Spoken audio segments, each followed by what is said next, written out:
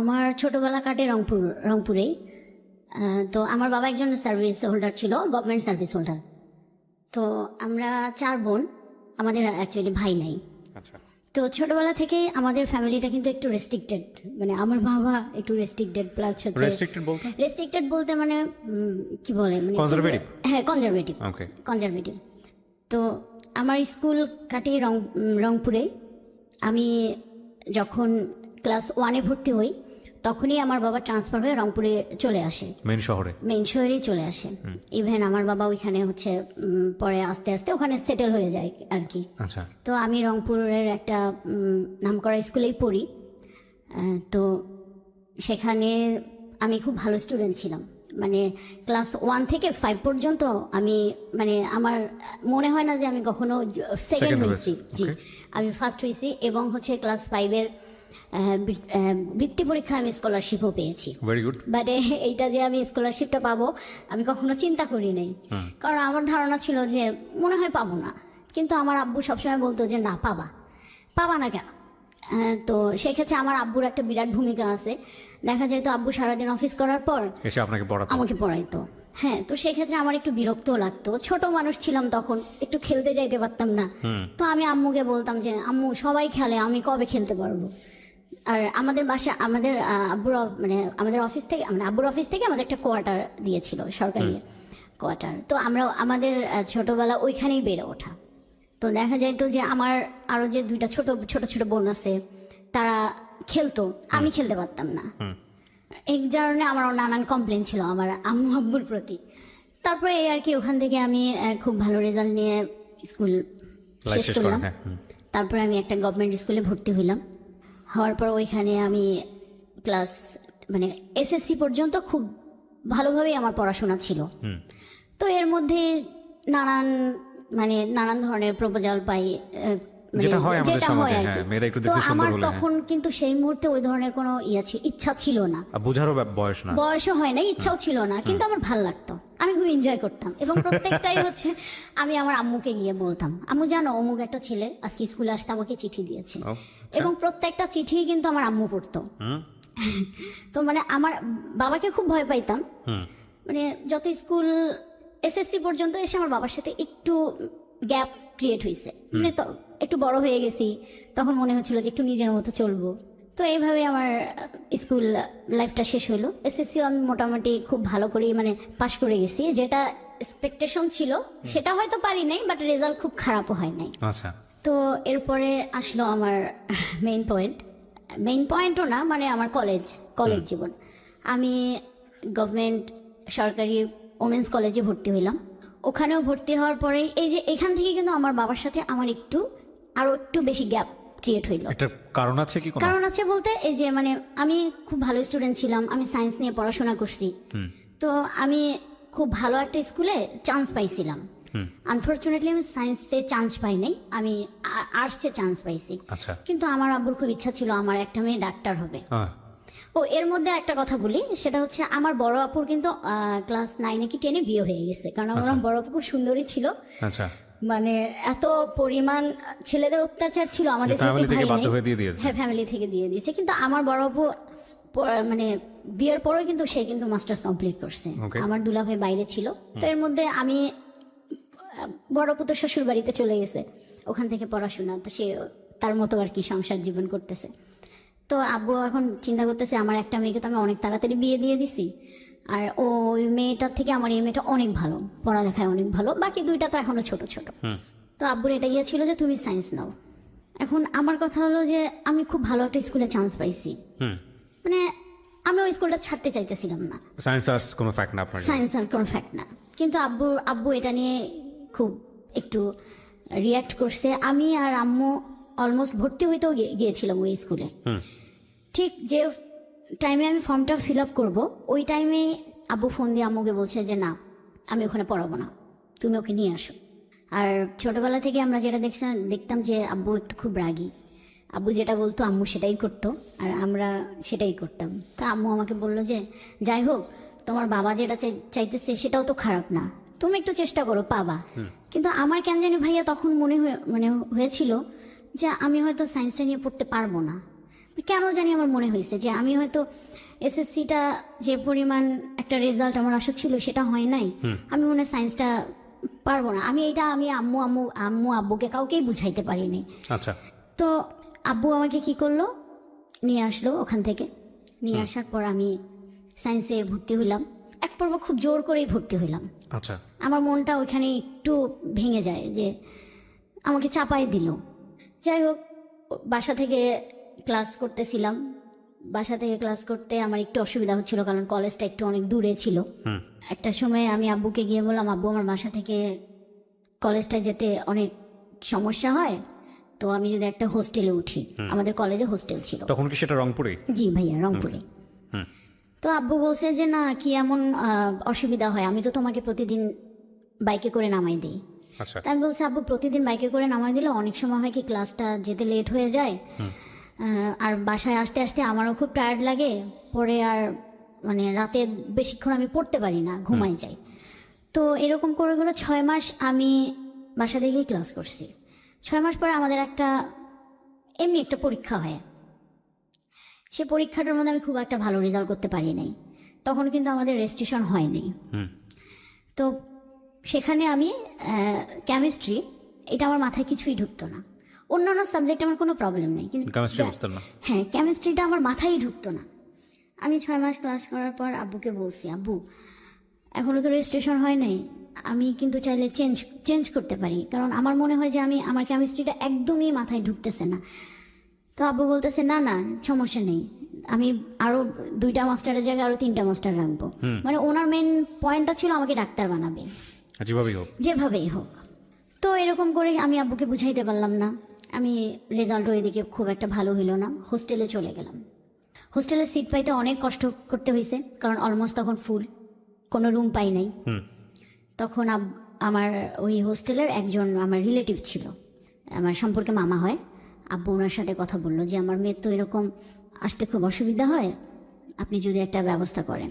পরে আব্বুকে বললো যে ভাই এই মুহূর্তে তো আমরা কোনো রুম দিতে পারবো না, তবে গণরুমে ওকে একটা মানে সিট দিতে পারবো। যখন কোনো একটা রুম খালি হয়ে যাবে, কোনো একটা মেয়ে চলে যাবে, তখন আমরা তাকে সেখানে শিফট করতে পারবো। তো প্রথমে কিন্তু খুব ভালো লাগতেছিল যে হোস্টেলে আসবো, একটু স্বাধীন জীবন, হ্যাঁ খুবই ভালো লাগতেছিল। কিন্তু যেদিন আব্বু আম্মু আমাকে মানে হোস্টেলে নিয়ে আসার পর আব্বু আম্মু যখন চলে গেল, তখন না মনের ভিতরে একটা মানে বাবা মা যে নাই, থাকবে না কাছে, এটা ফিল করে আমার খুব কান্না পাইলো। পরে আব্বু বললো যে আচ্ছা তুমি কান্নাকাটি করো না, আমার তো অফিস এদিকেই, আমি যাওয়ার সময় একবার দেখা করে যাব। আর আম্মু তো জানেনি ভাইয়া মায়েরা কি হয়। পরে আব্বুকে বলতেছিল যে মেয়েটাকে জোর না করলেও পারতা। যাই হোক, হোস্টেল জীবন আসলাম। 1 সপ্তাহ খুব খারাপ লাগছে, অ্যাডজাস্ট করতেও খুব কষ্ট হয়েছে, কিন্তু খুব একটা সমস্যা হয় নাই আমার, কারণ আমি আমার স্কুলের কিছু পরিচিত ফ্রেন্ড পাইছি। তো যে কারণে, এবং ওরা মোটামুটি আমার খুব ক্লোজই ছিল, যে কারণে আমার অ্যাডজাস্ট করতে সমস্যা হয় নাই। তো এইভাবে হোস্টেল জীবন কাটতেছিল। একটা পর্যায়ে গিয়ে আমি একটা রুম পাই, এবং ভাই আমার কপালটা এত ভালো, আমি যে রুমটা পাই সেখানে আমার ওই স্কুলের বান্ধবীরাই ছিল। 2 জন ছিল, আর 2 জন, আর একটা মেয়ে ছিল, সে আমাদের স্কুলের না, বাট ওর সাথেও কেন জানি মানে ওই একদিনেই খুব তাড়াতাড়ি আমরা ফ্রি হয়ে গেলাম। হ্যাঁ, তো এরপরে হোস্টেল জীবন খুব মানে ভালোভাবে কাটতেছিল, হাসি কান্না দুষ্টামি, প্রচুর দুষ্টামি করতাম আমি আমার মনে আছে আমি দুষ্টামির জন্য ম্যাডামের মাইরও খাইছি কলেজে পড়ি। তো আবার পড়াশোনা তখন একটু মানে আমি ফিল করতে পারতেছিলাম যে একটু পড়াশোনার বাইরে থেকে আমি চলে যাচ্ছি, কিন্তু ওই যে ছাড়া একটা জীবন পাইছি না, এতদিন তো বাধা ছিলাম এটাতে, ফ্রেন্ডের সাথে গল্প মজা দুষ্টামি যেটা বলে, এটার কারণে। আর আমার নামে প্রতিদিনই কমপ্লেন ছিল হোস্টেল সুপার, মানে হোস্টেল সুপার ম্যাডাম ছিল, তো ওনাকে আমরা খুব ভয় পাইতাম, মানে উনি আসা মানে ভাই একটা আতঙ্ক। তারপর এইভাবে আমার এসএসসি রেজাল্ট ফার্স্ট টাইমে একটু খারাপ হইলো। HSC or SSC? না এইচএসসি, ইন্টারমিডিয়েট। প্রথম আমার খারাপ হয়ে গেল, আমি রেজাল্ট বের হইলো, তখন আমি মানে বোর্ড পরীক্ষায় খারাপ করলেন? বোর্ড পরীক্ষায় খারাপ। আপনি সেকেন্ড টাইম আবার দিয়েছেন? হ্যাঁ, সেকেন্ড টাইমে আবার দিয়েছি। ওই রেজাল্টটা খারাপ যখনই হইলো, তখনই মানে আব্বুর সাথে আবার আরো দূরত্ব বেড়ে গেল, ও কারণ ওকে। আমার থেকে আমার বাবা বেশি কষ্ট পাইছে। হুম কারণ আমার বাবার খুব ইচ্ছা ছিল যে আমি যদি পাশও করতাম, বাবা যেভাবেই হোক আমাকে মেডিকেলে পড়াইতো, আচ্ছা আচ্ছা, প্রাইভেট হলেও। প্রাইভেটে হলো। এবং রেজাল্ট যখন আসলো, আমরা রেজাল্ট শিট পাওয়ার কিছুদিন পর আমার মার্কশিটটা পাই না, তখন দেখা গেল যে আমি সায়েন্সে মানে সায়েন্সের যে সাবজেক্টটা কেমিস্ট্রি, ওই chemistry? ফেল করছি। হ্যাঁ, ও। বাকিগুলো আমার মোটামুটি ভালোই ছিল। তো আব্বু ডিসিশন নিল আমাকে কেমিস্ট্রিতে আবারই পরীক্ষা দেওয়া হবে। আমি আব্বুকে তখন বলছি, না আব্বু, তাহলে আমি আর পড়াশোনাই করব না, কারণ আমার মাথায় ঢোকে না। আমার যদি না ঢোকে, আমি নিতেই পারতেছি না, তাহলে আমি কিভাবে পড়বো। তখন যাই হোক, আমার আম্মু অনেক বুঝাইলো, আম্মু খুব সাপোর্ট করছে, এখনো আম্মু খুবই সাপোর্ট করে আমাকে। আম্মুর সাপোর্ট করার পর আব্বু একটা সময় বুঝলো, কিন্তু আব্বুর মন থেকে ওটা আসলো না। যাই হোক, আমি পরের বার নতুন করে আবার ভর্তি হইলাম। হিউম্যানিটিস? হিউম্যানিটিস না ভাই, আমি কমার্সে ভর্তি হইলাম। আচ্ছা। তখন আব্বু বললো, ঠিক আছে হিউম্যানিটিস না, কমার্সে তুমি ভর্তি হও। কমার্সে ভর্তি হইলাম। যাই হোক, কমার্সের রেজাল্টও আমার খুবই ভালো হইলো, খুব ভালো বলতে মোটামুটি ভালো। হুম। তারপরে এখন ভার্সিটি পরীক্ষা, অনেকগুলো ভার্সিটির পরীক্ষা দিয়েছি, কিন্তু আমি চান্স পাইনি। ঢাকা ভার্সিটিতে আমি ইংলিশে ফেল করছি, নাহলে আমার অনেক ভালো স্কোর ছিল, ইংলিশে ফেল না করলে আমার মনে হয়ে যাইতো। এইটাতেও আব্বু বড় একটা ধাক্কা খাইলো। তারপরে আমি তখন চিন্তা আসলো, আমার সব ফ্রেন্ডরা ঢাকায় ভর্তি হইতেছে, আমি ঢাকায় ভর্তি হব। আব্বুর আগে বললো, আমি তোমাকে আর ঢাকা টাকা কোনো কিছু নেই না, রংপুরে আমাদের এখানে অনেক মানে রংপুরে আমাদের এখানে ভার্সিটিও আছে, যেটা রোকেয়া বিশ্ববিদ্যালয় এখন হয়েছে, আর খুব ভালো একটা নাম করা জাতীয় বিশ্ববিদ্যালয় আছে। তো বললো যে এই দুইটার মধ্যে তোমাকে আমি একটা ভর্তি করাই দেবো। কিন্তু আমার ওই যে ঢাকায় আসবো আমি, সব ফ্রেন্ডরা ঢাকায় গেছে, ওরা সবাই ঢাকা থেকে বাসায় আসবে, আমার সাথে দেখা হবে, আমি এখানে এখনো পড়ে আছি। কারণ মানে এমনও স্টুডেন্ট ঢাকায় ভর্তি হয়েছে, আমার কাছে ওইটাই মাথার মধ্যে ঢুকছে যে তারা আমার থেকে মানে অনেক খারাপ স্টুডেন্ট ছিল, আমি তো ভালো ছিলাম, আমি কেন ঢাকায় পড়বো না। সে এসে বলবে আমি হচ্ছে ঢাকায় পড়ি, আমার এটা কেমন লাগবে না।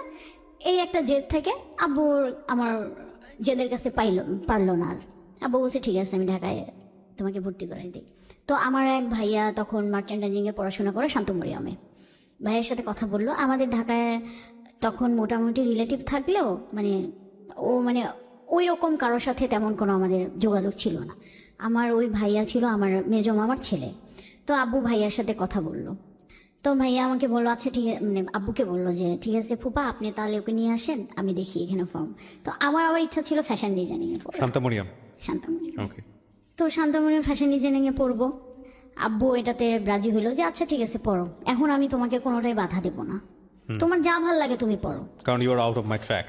হ্যাঁ, পরে ফ্যাশন ডিজাইনিং এ পড়বো, এই একটা খুবই মানে এক্সাইটেড। আমি ঢাকায় আসলাম, যেদিন আমি ভর্তি হব ওই দিন আমি ফর্ম ফিল আপ করবো, ঠিক ওই মুহূর্তে আবার আমার বাধা।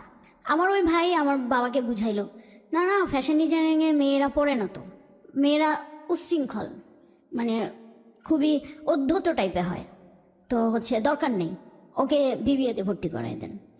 এই যে আমার বাবার মাথায় ওখানে ঢুকাইলো। আমার বাবা চিন্তা করলো, তাই তো আমাকে ছাড়া ফ্যামিলি ছাড়া থাকবে যদি আমার মেয়েটা এরকম হয়ে যায়। তো আমাকে ওইখানেই আব্বু আবার বললো যে না, ফ্যাশন ডিজাইনিং এ পড়া যাবে না, তুমি এটাতেই ভর্তি হও, না হলে তুমি আমার সাথে চলো। কি আর করার, ভার্সিটিতে ভর্তি হইলাম।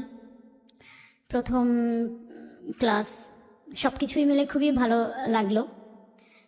তো আমাদের ভার্সিটিতে হয়েছে কি ভাইয়া, একটা আমার 5 জনের একটা গ্রুপ হয়েছে। আর আমার না ছোটবেলা থেকে একটা খুব মানে কি বলবো, আমি মেয়েদের সাথে খুব কম মিশতাম, জানি না কেন। মানে আমার ছেলে ফ্রেন্ড ছিল প্রচুর, ছেলেদের সাথে আমি কমফোর্ট। এটা হয় ন্যাচারালি, যার যেটা ভালো লাগে। হ্যাঁ। তো আমার ওই গ্রুপের মধ্যেও দেখা গেছে যে হচ্ছে মানে আমার বাবা ওই যে মন খারাপ করার পর আমার সাথে একটু কম কথা বলে, তারপরে জোর করে ঢাকায় আসছি। কিন্তু আমাকে সাপোর্ট করছে পড়াশোনা, আমার পড়াশোনার খোঁজ খবর আমার বাবা ভার্সিটি পর্যন্ত নিছে, যে কারণে হয়তো আমি পাশ করে গেছি বা মানে এত দূর আগাইতে পারছি। তো আমি ভার্সিটি লাইফে ফাঁকি দিতে পারিনি, কোনো স্কোপ ছিল না। বাবা রংপুরে থাকলেও দেখা যেত যে আমাকে ওইখান থেকে কন্ট্রোল করতো। আমাকে ফোন দিছে একটা, জাস্ট খুব নর্মাল। আপনি শান্তামরিয়ামে যখন পড়তেন তখন থাকতেন কোথায়? আমি তখন সাবলেট? হ্যাঁ, তখন না, ফার্স্ট টাইমে আমি হচ্ছে আপনার হোস্টেলে উঠছিলাম।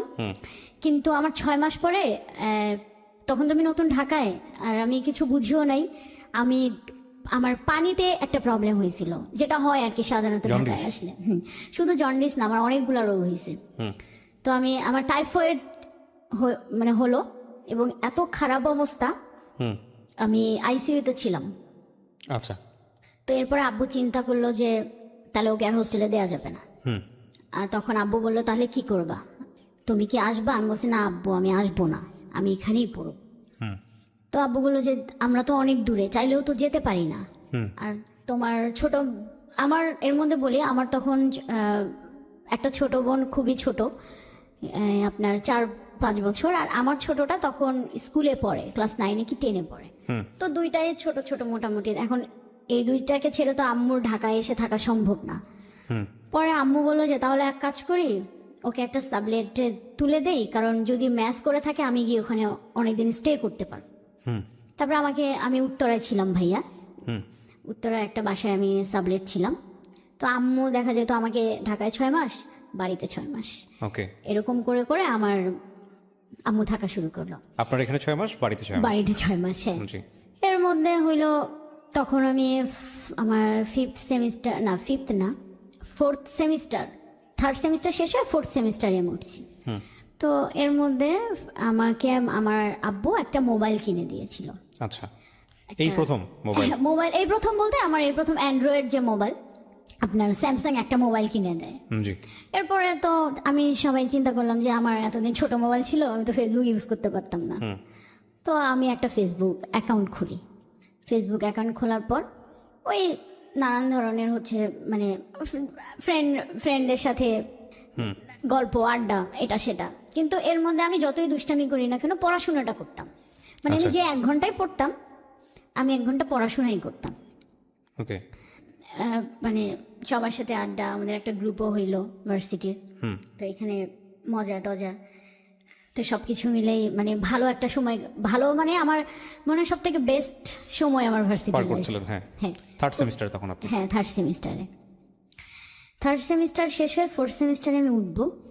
এর মধ্যে ফেসবুক আমার 3rd সেমিস্টারের পরীক্ষা, আমার ফাইনাল পরীক্ষা শেষ হয়েছে, আমি বাড়িতে গিয়েছি।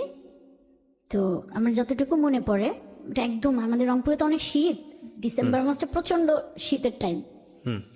তো ওই আমি তখন বাড়িতেই ছিলাম, পরীক্ষা শেষ হয়েছে বাড়িতেই ছিলাম। তো এর মধ্যে হচ্ছে ফেসবুকে অনেকদিন পর মানে ওই যে ঘাটাঘাটি করতে করতে একটা মেসেজে গিয়ে আমার চোখ আটকাইছে। এখানে একটু কথা বলি ভাইয়া, সেটা হচ্ছে যে মানে আমি স্কুল লাইফ বলেন, কলেজ লাইফ বলেন, ভার্সিটি লাইফ বলেন, মানে আমার ছোট থেকে একটা না জিনিস কাজ করতো। মানে আমাকে অনেকে প্রপোজ করছে, অনেক ছেলেরা করছে, কিন্তু এই যে প্রেম যে বিষয়টা, প্রেম করব মানে এই জিনিসটা না সিরিয়াসলি আমি মানে একটা রিলেশনশিপে যাব, এই জিনিসটা আমার তখনও পর্যন্ত আসতো না। আর আমার ছোটবেলায় থেকে একটা জিনিস ছিল, না আমি কেন মানে একই ক্লাসের ছেলেদের সাথে প্রেম করব, কেন আমি অন্য মানে বড় ভাইদের সাথে প্রেম করব। আমার না ছোটবেলা থেকে আমি জানি না, মাথায় একটা জিনিস ঘুরতো, আমার থেকে 10-12 বছরে বড় হবে এরকম কেউ আমাকে প্রপোজ করলে আমি এদের সাথে প্রেম করব। মানে এরকম একটা আমার ছিল, জানি না কেন। তো বাসায় ওই টাইমটায় কোনো কাজ নেই, পরীক্ষা টরীক্ষা শেষ হয়েছে। আর তখন ওই টাইমটা আমাদের বাসায় আবার খুব মানে সব আত্মীয় স্বজন ছিল, বলতে আমার বড় বোন আসছে অনেকদিন পর, মানে এটা নিয়ে পুরো একটা মানে বাসার একটা খুব ভালো মোমেন্ট ছিল। তারপরে তো আমি একদিন শুয়ে আছি দুপুরবেলা, হঠাৎ করে আমার একটা মেসেজটা অনেক দিন আগে পাঠাইছে, আমি এটা খেয়াল করি নাই। আমার এখনো মনে আছে 25 তারিখ হবে। কেউ একজন, তখন চেনেন না আপনি? হ্যাঁ চিনি না। সে আমাকে একটা মেসেজ দিছে, সে ডিরেক্ট এইভাবে বলছে, তোমাকে আমার ভাল লাগে, আমি তোমাকে সাথে রিলেশন করব, তুমি যদি রাজি থাকো আমাকে ইয়েস বলো, না থাকলে এই পর্যন্ত স্টপ। এটা কি ফেসবুকের ইনবক্স করেছে? ফেসবুকে ইনবক্স করেছে। চিনতেন আপনি আইডি দেখে? চেনা গেল ছেলেটাকে নাকি না? Fake ID? আমি তখন খেয়াল করি নাই আইডিটা। আমি না ওই রকম একটা মেসেজ দেখে মানে আমার খটকা লেগেছে, যে কে, মানে খটকা থেকে আমার বেশি একটা ইন্টারেস্ট লেগেছে। মানে কেন লেগেছে, যে সে একদম আমাকে ডিরেক্ট বলছে।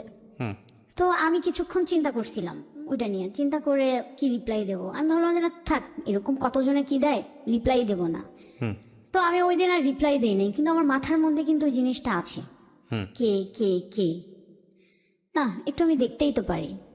একদিন পর আমি ফেসবুকে মানে তার মানে প্রোফাইলটা গিয়ে আমি ভালো করে দেখতেছিলাম।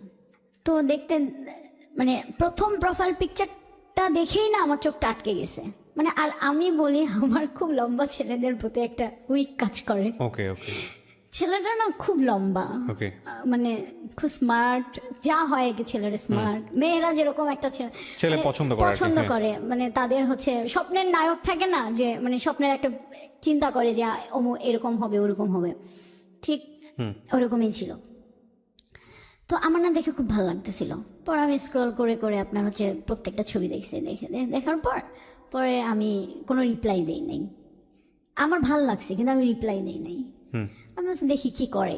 ঠিক তার একদিন পরে ছেলেটা দেখি আমাকে আবার টেক্সট করছে, কি ব্যাপার তুমি কিছু জানাইলা না? তখন আমি রিপ্লাই দিয়েছি যে আপনি কি আমার সম্পর্কে জানেন না আপনি আমাকে দেখছেন? তো বলছে যে আমি তোমার সম্পর্কে জানি না কিন্তু তোমাকে আমি দেখেছি, দেখেই আমার ভালো লেগেছে।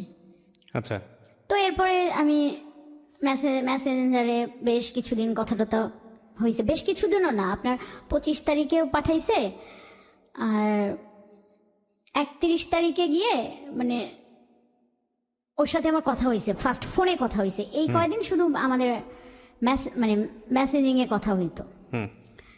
ও আমাকে নাম্বার দিছে, দিয়ে বলছে যে তোমার মন চাইলে তুমি আমাকে ফোন দিও। এর মধ্যে ছেলেটা সম্পর্কে আমি জেনে নিছি যে সে কোথায় থাকে, তার বাসা ঢাকা। সে তখন একটা কোম্পানিতে জব করে, পড়াশোনা শেষ হয়ে গেছে। মানে তার কথা শুনে আমার মনে হলো, মানে ফ্যামিলি ব্যাকগ্রাউন্ড শুনে মনে হলো যে ভালো। তারপরে এই তো একটু একটু করে ভালো লাগা। ওই আপনি জিজ্ঞেস করলেন না ওকে যে ও আপনাকে জানলো কিভাবে? হ্যাঁ চিনলো আমি কিভাবে? জিজ্ঞেস করছি, তো আমাকে বলছে যে তোমাকে আমি একবার দেখেছিলাম, একটা বিয়েতে আমি দেখেছিলাম, ওনার এক বন্ধুর বিয়েতে সে আমাকে দেখেছিল। তো আসলে বন্ধুর বিয়েতে বলতে আমার এক বান্ধবী ছিল, মানে খুব ক্লোজ না, বাট আমাদেরই ভার্সিটির। তো ওর বন্ধুর সাথে আমার ওই বান্ধবীটার বিয়ে হয়েছে, তো আমি সেই বিয়েতে অ্যাটেন্ড করছিলাম। আচ্ছা তো এর পরে আর কি সেটা আমি জানতে পাই। যাই হোক, সে হয়তো তার কাছ থেকে শুনেই আমার ফেসবুক আইডিটা নিয়ে বা আমার ওই বান্ধবীর সাথে add ছিল, সামহাও আপনাকে নক করেছে নক করছে। তারপরে ওর সাথে আমার প্রথম দেখা হয়, মানে প্রথম 3-4-5 মাস খুব ভালো একটা সময় কাটছে। মানে ও খুব টেক কেয়ার করে ইয়ে করে, আমার কাছে মনে হচ্ছিল যে তখন খুব ভালো লাগতো, আবার একটা সময় খুব বন্দিও লাগতো। কারণ প্রত্যেকটা কাজে সে ইন্টারফেয়ার করতো, মানে এখানে গেলে তাকে বলে যেতে হবে, ওখানে গেলে বলে যেতে হবে, মোবাইল কেন, এটা মানে যা হয় আর কি। তো একটা পর্যায়ে সে আমাকে কিছু ইশারা ইঙ্গিতে বুঝাইতে চাইলো যে তার মানে একটা কিছু দরকার বা যে ব্যাপারটা। তখন আমি ওকে বুঝাইলাম যে দেখো আমি খুব প্রত্যন্ত একটা অঞ্চল থেকে উঠে আসছি, আমি এইভাবে বড় হই নাই, তোমাকে আমার ভালো লেগেছিল, আমার মনে হয়েছিল যে তোমার সাথে আমার রিলেশন একটা ক্রিয়েট করা যায়, এবং তুমিও সিরিয়াস আমিও সিরিয়াস ছিলাম। তো ব্যাপারটা হচ্ছে, তো তুমি যেটা করতে চাচ্ছ সেটা এই মুহূর্তে সম্ভব না, আমি খুবই একটা কনজারভেটিভ ফ্যামিলি থেকে উঠে আসছি। তো আমাদের যদি মানে যা হবে বিয়ের পর। কিন্তু সে তখন ঠিক আছে, ওকে আমি তোমাকে একটু পরীক্ষা করলাম, দেখি এখনকার মেয়েরা অনেকে হয়, এইভাবে সে আমার ব্রেন ওয়াশ করতো।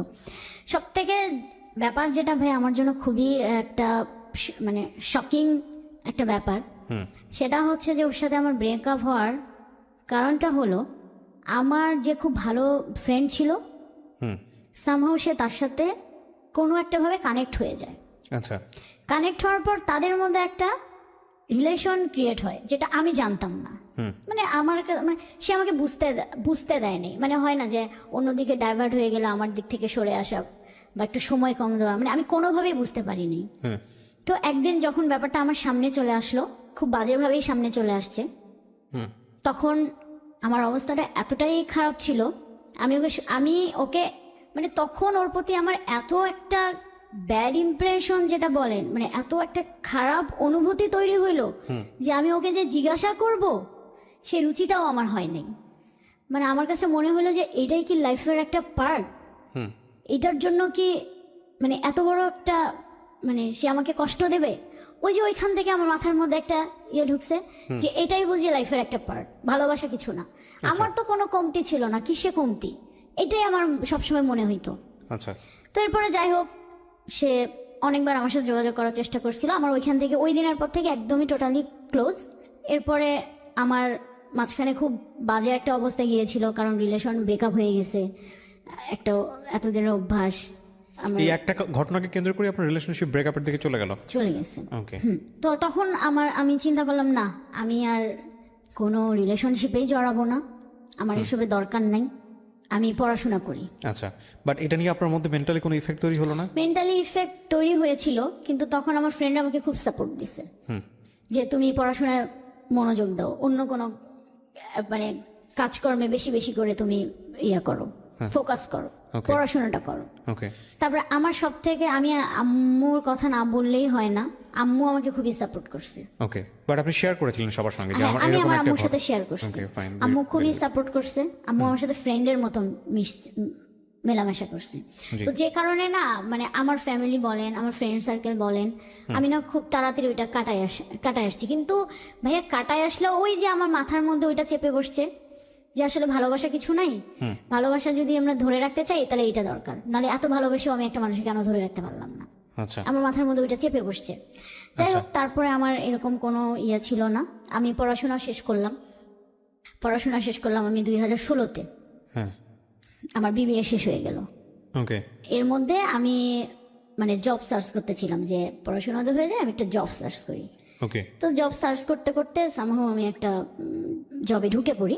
ওকে।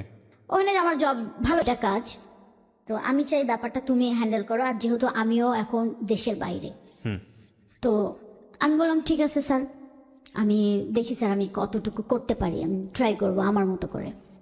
আমি তো ওই প্রথম দিনই আমার ওনার সাথে দেখা, আমি ওই একটা প্রবলেম নিয়ে আমাদের যে প্রোডাকশন ম্যানেজার ছিল ওনাকে নিয়ে আমি ওনার অফিসে যাই।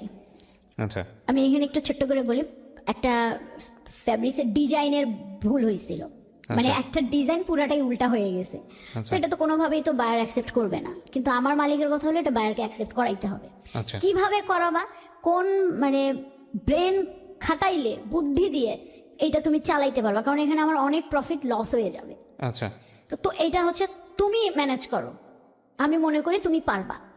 তো আমি ওইটা নিয়ে ওনার সাথে কথা বললাম, ফোনে কথা বলি ফার্স্ট টাইমে, অ্যাজ ইউজুয়াল স্যার অ্যাকচুয়ালি যা হবার হয়ে গেছে, একটু দেখেন স্যার কোনোভাবে ম্যানেজ করে। আমি ওনাকে চাচ্ছিলাম যে কনভিন্স করে ম্যানেজ করে উনি বায়ারকে কনভিন্স করুক, আমার জিনিসটা যেন শিপমেন্ট হয়ে যায়, নাহলে আমার কোম্পানি সত্যি একটা খুব বড় একটা লস খেয়ে যাবে।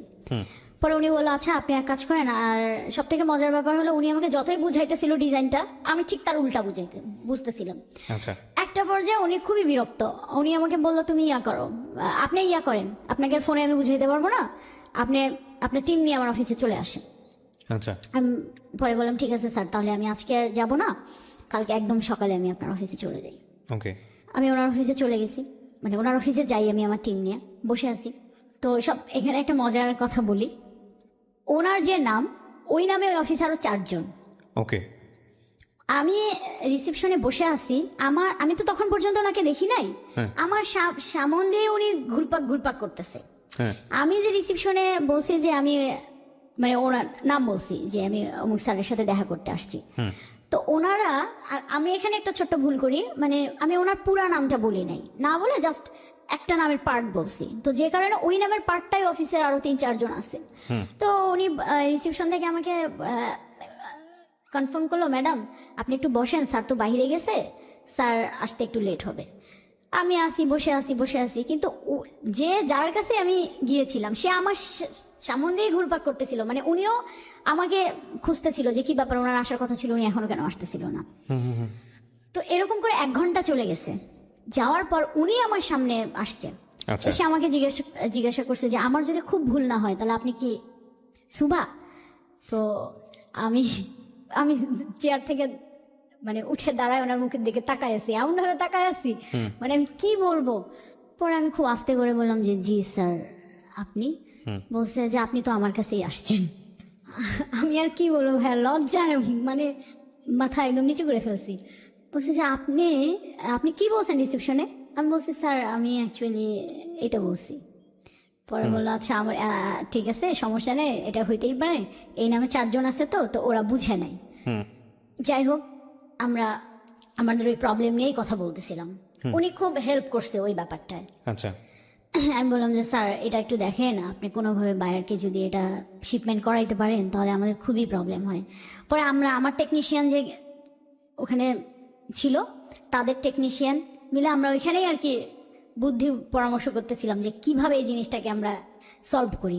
পরে উনি বললো যে দেখেন এইভাবে করতে পারেন, সেক্ষেত্রে হচ্ছে মানে যদি আর কি ওয়াশে যদি আমার জিনিসটা ফেসে না যায়, যদি ফেসে না যায় আমার কোনো প্রবলেম নেই, ফেসে গেলে আমার প্রবলেম, কারণ আমার ওটা আমি শিপমেন্ট করতে পারবো না, বায়ার নেবে না। আর সব থেকে বেটার হয় আপনি এখনই যান, আপনি ডিরেক্ট বাইং অফিসে চলে যান, আমি নাম্বার দিতেছি, দেখেন উনি কি করতে পারে। ওকে। পরে আমি সাথে সাথেই আর এর মধ্যে উনি বললো যে আমি তাহলে আমার অফিসে ডিএমডি স্যারের সাথে কথা বলি, যেহেতু আপনি একটা মেয়ে মানুষ আসছেন। তারপরে ভাইয়া আমি সাথে সাথেই চলে গেলাম ওই বাইং অফিসে, ওনার সাথে দেখা করলাম, কিন্তু ওখানে গিয়ে খুবই একটা আশানুরূপ রেজাল্ট হইল না, খুব মানে মন খারাপ একদম আমার। আমি বাসায় চলে আসলাম, এর মধ্যে তো আমার বস কি হইলো আমি কিচ্ছু জানি না, দোষটা কার? আমি বলছি স্যার দোষটা আসলে কারোই না, আবার মানে আমাদেরই। পরে বললো তাহলে আপনি দেখেন কি করবেন, না হলে কি আর করা, হয়ে গেল, লস যদি হয়ে যায় আমার তো কিছু করার নাই, কিন্তু যতক্ষণ পারবেন চেষ্টা চালাই যান আপনার দিক থেকে। পরে আমি ওই স্যারকে আবার ফোন দিলাম যে স্যার আমার তো পারলাম না, স্যার আপনি প্লিজ দেখেন কি করেন। তখন উনি আমাকে আর ওদের ওই মুহূর্তে কিন্তু কোনো সময়ও নেই, কারণ শিপমেন্টের অল্প কিছুদিন বাকি আছে, নতুন করে আবার ডেভেলপমেন্ট করা, স্যাম্পলিং করা, মানে আরো 15 থেকে 20 দিনের ব্যাপার, যেটা ওদের আর নাই কিন্তু সময়। পরে আমি এক পর্যায়ে বললাম যে স্যার তাহলে যদি না হয় তাহলে আর কি করার, আপনি এটা অর্ডার ক্যান্সেল করে দিয়ে আপনি অন্য কারো কাছ থেকে নিতে পারেন। তখন বললো যে না এটা কোনো তো সলিউশন না, এখন এই আমার সময় হাতে মাত্র 4-5 দিন আছে আমার শিপমেন্টের, আমি এখনো কিছুই শুরু করি নাই, আমার কাটিং এর লোকজন বসে আছে, লাইন বসে আছে, আপনি এসব কি উল্টাপাল্টা কথা বলেন। আমি বলছি তাহলে এটাই নিতে হবে, আমার কোনো উপায় নেই, আমি নতুন করে আর আপনাকে প্রোডাকশন করে দিতে পারবো না, তা আপনি যেখানেই নেন না কেন, আমার কাছ থেকে নেন, অন্য কারো কাছ থেকে নেন, আপনাকে মিনিমাম 25 দিন সময় লাগবে। বলছে না আমার পক্ষে সম্ভব না। পরে যাই হোক ওনারা বলছে দেখি আমি কি করতে পারি। ওনারা ওনাদের অফিসে ওনার স্যার, ওনার ম্যাডাম এদের সাথে আলোচনা করলো। আমাকে পরের দিন বিকালবেলা আমাকে ফোন দিয়ে বললো যে আপনি এক কাজ করেন, আপনি ফেব্রিক্সটা পাঠিয়ে দেওয়ার ব্যবস্থা করেন, ওকে, কিন্তু এখানে আপনি আমাকে একটা মেইল দেন, আর এটা আমি আপনাকে মেইলের রিটার্ন মেইল দিচ্ছি, এবং এখানে লেখা থাকবে যেটা আপনার যে পেমেন্টটা সেটা আপনি শিপমেন্টের পর পাবেন, আচ্ছা তার আগে আপনি কোনো পেমেন্টের জন্য ঝামেলা করবেন না, কারণ এই মালটা মানে এই প্রোডাক্টটা ফেব্রিক্সটা আপনার হচ্ছে জার্মানি যাবে, ওইখান থেকে কাস্টমার কিরকম সেল হয় সেই রকম তারা ওয়াশ করবে, তারপরে তো তারা যদি চলে তাহলে আমরাও পেমেন্ট পাবো, আপনিও পাবেন। মিনিমাম 6 থেকে 7 মাস সময় লাগবে, এর আগে কোনো ফোন টোন কিন্তু দিয়ে না, আমি দিতে পারবো না। তা বলছে আচ্ছা ঠিক আছে স্যার সমস্যা নেই, আপনাদের সাথে তো আমার র্যান্ডমলি কাজ হয়, একটা পেমেন্ট আচ্ছা 6-7 মাস আটকা থাকলেও প্রবলেম নেই, কিন্তু আমার লস হইলো না। এরপরে আমি আমার মতো 3-4 মাস তার সাথে আমার কোনো যোগাযোগ নেই, টোটালি কোনো যোগাযোগ নেই, কোনো ফোন না কিছু না। হঠাৎ একদিন আমি বলি তারিখটা আমার মনে আছে, 25 তারিখ ডিসেম্বরের 25 তারিখ 2017 সাল। আমাকে ডিসেম্বরের 25 তারিখে আপনার বড়দিন আর কি, তো আমাদের যেটা নিয়ম থাকে প্রত্যেকটা ক্লায়েন্টদেরকে আমরা উইশ পাঠাই বড়দিনে। তো আমি ওই একটা টেক্সট সিলেক্ট করে সবাইকে ওইটাই ফরওয়ার্ড করে হ্যাঁ, তো ওনাকে আমি পাঠাইছি। তারপরে না আমার কিছুক্ষণ পর উনি দেখি আমাকে রিপ্লাই দিল। রিপ্লাই দেওয়ার পর আমাদের মধ্যে কথা হচ্ছে।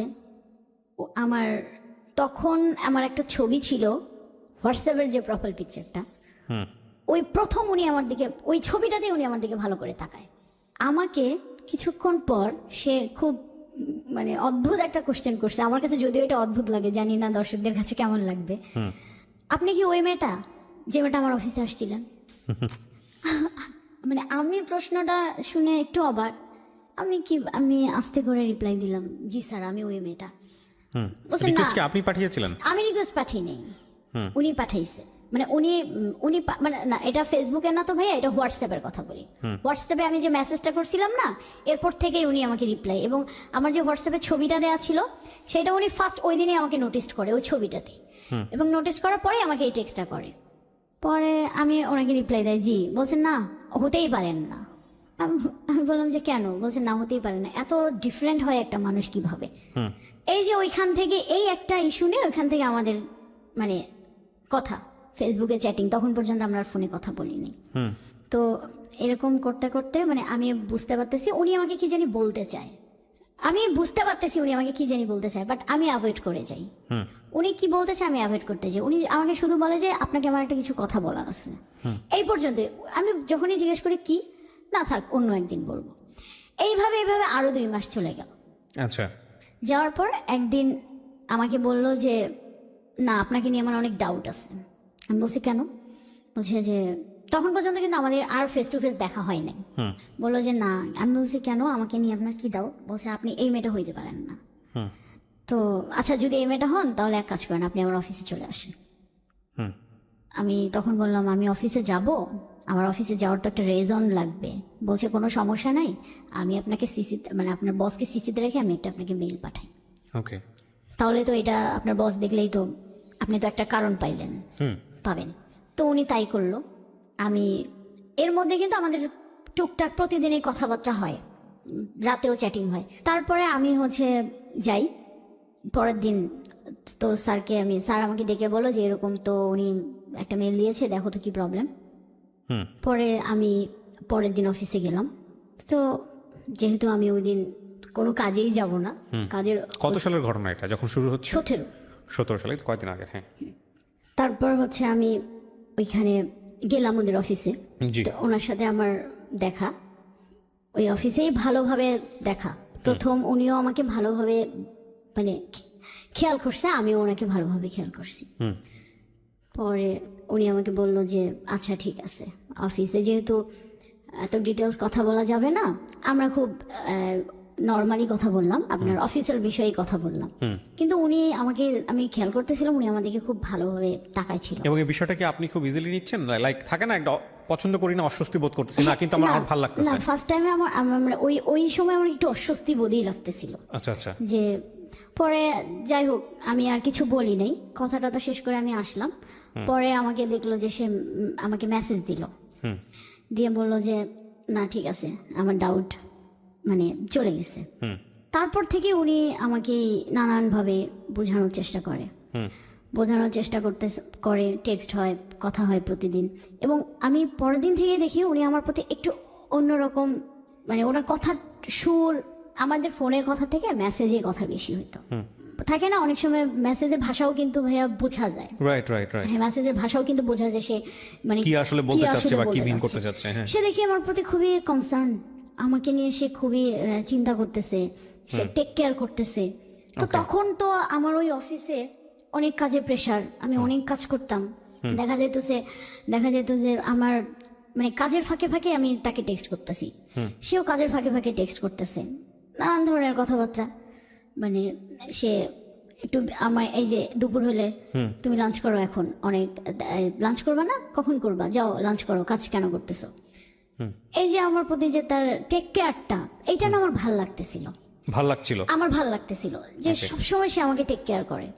তারপরে কাজের ফাঁকে দেখা যায় যে সে একটা ভিডিও কল দিল, দিয়ে বললো যে আমি ভিডিও কলে থাকি, তুমি কাজ করো। Very interesting. হ্যাঁ, তো এটা তো ডিপ টাইপের একটা রিলেশনশিপে চলে যাচ্ছে, বোঝা যাচ্ছে খুব নর্মাল টাইপের কোনো কিছু না, এখানে ফিলিংস জড়িত। হ্যাঁ। তো আমার না জিনিসটা ভাল লাগতেছিল, আমি খুব এনজয় করতেছিলাম। আচ্ছা। তো এরকম হইতে হইতে আমি বাসায় মানে ওই যে আমি নর্মালি ওয়াইফাই ছাড়া দেখা যেত যে আমার তো ওইরকম কোনো আপনার ইন্টারনেটে তেমন কোনো কাজ নাই। আমি অফিস বাসায় ছাড়া এই আপনার কি বলে বাহিরে খুব একটা ডাটা ইউজ করতাম না প্রয়োজন ছাড়া। আচ্ছা। তো আমার একদিন একটা মিটিং পড়লো মহাখালীতে, আমি মহাখালী আসছি। এই যে একটা মানে আস্তে আস্তে যে আমি ইনভলভ হচ্ছি, আমি তখন পর্যন্ত সে আমাকে বুঝাইতে চেষ্টা করলো, আমি ফার্স্ট টাইমে কিন্তু বুঝলেও একটু চাইতেছিলাম যে একটু ডিস্টেন্স ক্রিয়েট করতে, মানে আমি চাচ্ছিলাম না যে এত তাড়াতাড়ি ইনভলভ হয়ে যাইতে। তো আমি মহাখালী অফিসে আসছি, সে আমাকে মনে হয় নক করেছিল হোয়াটসঅ্যাপে, আমাকে পাইনি, আমার কাজ শেষ। আমাকে একবার ফোনও দিয়েছিল, আমি ধরিনি, আমি কেটে দিয়েছিলাম। তো আমার কাজ শেষ, আমি অফিস ব্যাক করব। আমার সাথে আমার অফিসের এক সিনিয়র আপু ছিল, তো ওনার সাথে আমার খুব ভালো একটা আন্ডারস্ট্যান্ডিং ছিল। মোটামুটি আমরা মানে হয় না, থাকে না কেউ ভাইয়া যে তাকে সবকিছু বলে একটু কমফোর্ট ফিল হয়। তো আপুটা আমাকে ছোট বোনের মতোই আমাকে খুব ভালোবাসতো, তো সেক্ষেত্রে অনেক কিছুই আমি শেয়ার করতাম। তো এই ব্যাপারটাকেও আমি আপুকে খুব শেয়ার করতাম। আপু জানেন একটা ওই স্যার কিন্তু, হ্যাঁ এই যে আমাকে দেখেন কি কি টেক্সট করে, আমি কিন্তু ওনাকে খুবই বলছে ভালো তো ভালো তো, স্যার তো দেখি একদম দেওয়ানা হয়ে গেছে, উনি আবার বলতেছিল। এই আমরা দুইজনেই বাসে বসে বসে গল্প করতে করতে আসতেছিলাম, হঠাৎ আমাকে ফোন দিয়েছিল। তখন আমি ফোনটা ধরি, কি ব্যাপার তুমি কোথায়? আমি তো এই তো মহাখালী আসছিলাম একটা কাজে, তোমার মোবাইলে অনেকগুলো টেক্সট করতেছি, তুমি কি পাও নাই? পরে আমি বললাম যে না, আমার তো পাওয়ার কথা না, কারণ তো মোবাইলে ডাটা নাই। কেন ডাটা নেই? পরে আমি বললাম আমি তো বাইরে খুব একটা ডাটা আমার লাগে না, আমার প্রয়োজনও মনে হয় না। পরে বললো ও আচ্ছা ঠিক আছে, সে ফোনটা কেটে দিল। আমি আর ফোনটা ব্যাক করিনি। কিছুক্ষণ পর দেখি সে আমাকে মোবাইলে ডাটা পাঠাইছে। আমি আবার ফোন দিয়েছি, মানে আমার কাছে এটা খুবই অস্বস্তি লাগতেছিল। আমি বললাম কি ব্যাপার, আপনি আমার মোবাইলে কেন ডাটা পাঠালেন, মানে রিসার্চ কেন করে দিলেন? পরে বলছে যে রিসার্চ কেন করে দিলাম সেই প্রশ্নটা পরে, আগে এখন যেটা তোমাকে করতে হবে, এখন থেকে সবসময় 24 ঘন্টা মোবাইলে ডাটা রাখবা। আচ্ছা, মানে মোবাইলের ডাটা ছাড়া তুমি বের হবা না, মানে somehow he is missing you. হ্যাঁ। ওকে। পরে আমি কিন্তু তখনও পর্যন্ত দেখি নাই যে উনি আমাকে অনেকগুলো টেক্সট করছে, আমার ইনবক্স পুরো ফুল হয়ে গেছে, এত বড় বড় টেক্সট। তো আমাকে বললো আর তুমি এখন কথা বলবা না, তুমি কি আমার টেক্সট দেখছো? আমি বলছি না। তো বলছে তাহলে তুমি ফোন কাটো, কেটে তুমি টেক্সটগুলো দেখো। পরে দেখি যে একটার পর একটা আসতে গেছে। তো আমি কয়েকটা দেখছি, কারণ এত টেক্সট এত বড় বড় ওই মুহূর্তে আমার মানে পড়তে চাইতেছিলাম না, কারণ আমি বলেন জার্নিতে মোবাইল চালাইতে পারি না, আমার মাইগ্রেনের প্রবলেম, তো আমার মাথা খুব ব্যথা করে। তো আমি ওনাকে শুধু একটা রিপ্লাই দিলাম যে বাসায় গিয়ে আমি দেখবো। আমি আমার মতো, তা সে আমাকে মিস করতেছে, বাট তখন পর্যন্ত আমার সেই মিসিং ভাবটা আসেনি। আমি আমার মতো অফিসে গেলাম, কাজ করলাম, বাসায় আসলাম, এর মধ্যে টুকটাক তো কথাবার্তা হচ্ছেই। বাসায় আসার পর সে আমাকে আবার ফোন দিয়েছে, বাসায় ঢুকছো? হ্যাঁ। তুমি কি টেক্সটগুলো পড়ছো? তো আমি বললাম যে আমি তখন বলছি যে আমি তো মাত্র বাসায় ঢুকলাম, আমি একটু ফ্রেশ হই, তখন আমি উত্তরায় থাকি। তো বললো যে আচ্ছা ঠিক আছে, আর আমিও বাসায় যাচ্ছি। আমার আচ্ছা ঠিক আছে, আপনি বাসায় যান। আমি ফ্রেশ হইলাম, হয়ে টেক্সটগুলো পড়লাম, মানে এত টেক্সট এত বড় বড়, আমার এত কিছু মনে নাই, অনেক বড় বড় তো মনে থাকে না, কিন্তু আমার লাস্টের একটা কথা খুব মানে ভালো লাগছে পড়ে, যে সে আমাকে সারাদিন খুব মিস করতেছিল। তারপরে এরকম করে করে কথা হইতে হইতে আমিও একটা পর্যায়ে ইনভলভ হয়ে গেলাম। মানে আপনি মানে জায়গা থেকে গ্রিন সিগন্যাল দিলেন। গ্রিন সিগন্যাল দিলাম। হ্যাঁ, এর মধ্যে সে আমার প্রচন্ড টেক কেয়ার করতেছিল, প্রচন্ড ইয়া করতেছিল। টেক কেয়ারের মাত্রা এরকম ছিল, আমি জানি না যে এটা আসলে আমার কোন দিক দিয়ে যাচ্ছিল, ভালোর দিকে না খারাপের দিকে যাচ্ছিল, আমি জানতাম না। সে একটা পর্যায়ে আমাদের রিলেশনশিপটা একটু না মোটামুটি ডিপ হয়ে গেল। তারপরে তখনই আমি জানতে পারলাম, এর মধ্যে কিন্তু আমি কোনোদিনও কোশ্চেন করি নাই। তখন সে আমাকে নিজে থেকে বলছে যে সুমাইয়া আমি একটা কথা বলবো। আমি বলছি ঠিক আছে বলেন।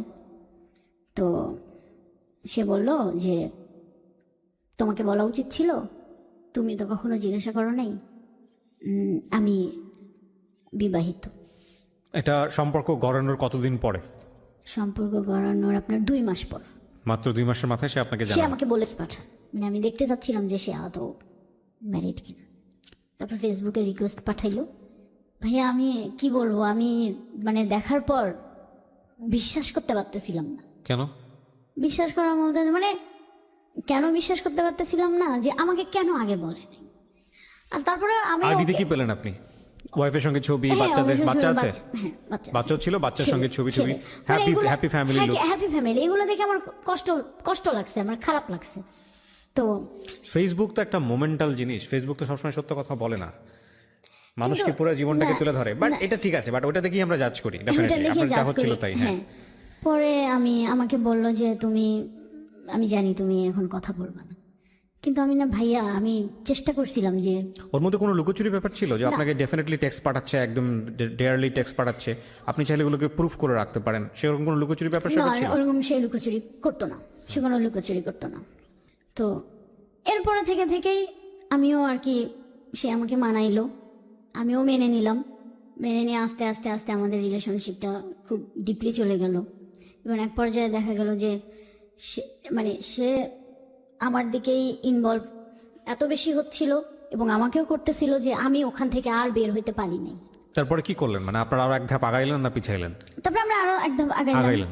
তারপরে এখানে একটা বিষয়টা হচ্ছে যে ওই যে রবীন্দ্রনাথ ওই গানের মতো জেনে শুনে বিষ আমি করেছি হ্যাঁ, পান। জেনে শুনে বিষ আমি করি, কারণ আমি বললাম না আপনাকে যে আমি ওখান থেকে বের হইতে পারতেছিলাম না, আমি বের হইতে পারতেছিলাম না, এটা কার কাছে শেয়ার করব, মানে এমন একটা পর্যায়ে আমি কারণ শেয়ার করতে পারতেছিলাম না। Okay. এর মধ্যে ওর ফ্যামিলি থেকে জেনে গেল।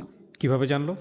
এই ওয়াইফ একটা টেক্সট দেখে ফেলছে, দেখে ফেলার পর বুঝে নেই তো, জানার পর কি হবে, অশান্তি। পরে আমাকে দুপুরবেলা ফোন দিয়ে বলল যে তোমার সাথে আপাতত আমার ক্লোজ সে। আমি বলছি কেন, কারণ কি? বললো যে কোনো কারণ নেই, আদৌ আমি যোগাযোগ করবো কিনা আমি জানি না। আমি ওকে ফাইন, ঠিক আছে। আমার কষ্ট হচ্ছিল, কিন্তু আমার তো এখানে কিছু করার নেই, কি করতাম আমি বলছি ঠিক আছে। তারপরে সে ইমোশনালি টেক্সট পাঠাচ্ছিল, আমিও পাঠাচ্ছিলাম। পরে তার ওয়াইফ ও একটা পরে আমার বিকালে সন্ধ্যার দিকে বললো আমার ওয়াইফ তোমার নাম্বার নিয়েছে, তোমাকে হয়তো ফোন দিবে, আমি কিন্তু এরকম এরকম ভাবে বলছি, তুমি ঠিক এইভাবে বইলো। মানে তার দোষ সম্পূর্ণটা আমি আমার ঘাড়ে নিয়েছি। তো তার ওয়াইফ আমাকে পরের দিন ফোন দিল, দিয়ে আমাকে জিজ্ঞাসা করলো। তখন আমি বললাম যে না, এরকম আসলে তেমন কিছু না। তখন সে বললো যে না, মানে তোমাদের টেক্সট দেখে আমি বুঝতে পেরেছি যে কিছু একটা আছে, তুমি যতই কিছু বলো না কেন। তো পরে আমি বললাম যে না, এরকম কিছু না আসলে, মানে হ্যাঁ আমাদের কথাবার্তা হয়েছে, কিন্তু এখন আর হয় না, স্টপ। পরে বললো যে ঠিক আছে, আমি এটাই যেন চাই স্টপ হয়ে যাক, এটা যেন না আগায়, এরা যেন না আগায়। আর বলছে ওকে ঠিক আছে। পরে আমি তাকে ফোন দিলাম, দিয়ে বললাম যে এরকম ওনার সাথে কথা হয়েছে, তবে উনি বলছে যে না আগায়। তো ঠিক আছে। এর মধ্যে আর 3-4 দিন আমাদের কোনো কথা হয়নি। হঠাৎ একদিন সকালবেলা আমি ওইভাবে আর কি নিজেকে প্রস্তুত করে নিচ্ছিলাম। হঠাৎ একদিন সকালবেলা আমাকে সে দেখি অন্য একটা আইডি থেকে টেক্সট পাঠাইছে, বলছে তুমি এটা অ্যাকসেপ্ট করো, আমি এটা। তারপরে অন্য একটা ফেসবুক আইডি, সে একটা ফেক আইডি খুলছে, সেখান থেকে টেক্সট পাঠাইছে, বলছে এখন থেকে কোনো মোবাইলের কন্ট্যাক্ট হবে না। মানে সেও মানে ফিল করতেছিল যে সে ওইটা একটা অভ্যাস হয়ে গেছে, এরকম আমাকে ছাড়া সে থাকতে পারতেছে না, ইয়ে করতে পারতেছে না। আমারও তো এখন, আমি তো তাকে ভালোবাসি, যখন আমি এই ধরনের কথা শুনবো স্বভাবতই আমি উইক হয়ে যাব। আমিও তখন আবার আমাদের এরকম ভালো সময় যাচ্ছে, যাচ্ছে।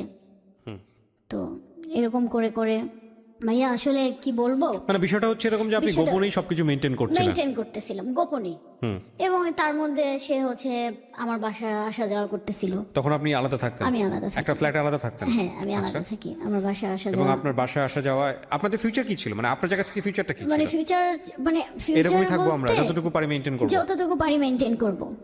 কারণ সে একটা কথাই সবসময় বলতো যে আমার তোমাকেও লাগবে, তাকেও লাগবে, আমি তাকে ছাড়তে পারবো না, বিকজ তার উপর আমার একটা দায়িত্ব আছে, বাচ্চা আছে। তোমাকে ছাড়তে পারবো না, তুমি আমার ভালোবাসার জায়গা, মানে একজন আমার দায়িত্বের জায়গা, একজন আমার ভালোবাসার জায়গা।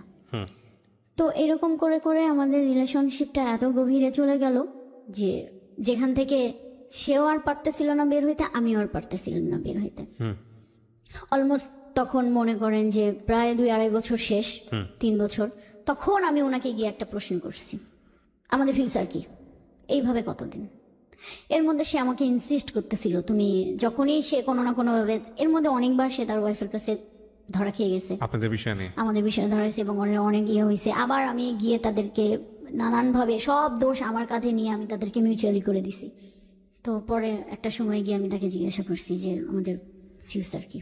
তখন সে বলতেছিল যে আমার এরকম চাচ্ছিলাম আমি অস্ট্রেলিয়া, মানে সে অস্ট্রেলিয়া যাওয়ার জন্য কাগজপত্র তৈরি করতে, দেশের বাইরে চলে যাবে, তারপর আপনার সাথে ওখানে সেটেল হবে। দেশের বাইরে চলে যাবে, মোস্ট কমন স্টোরি। দেশের বাইরে চলে যাবে।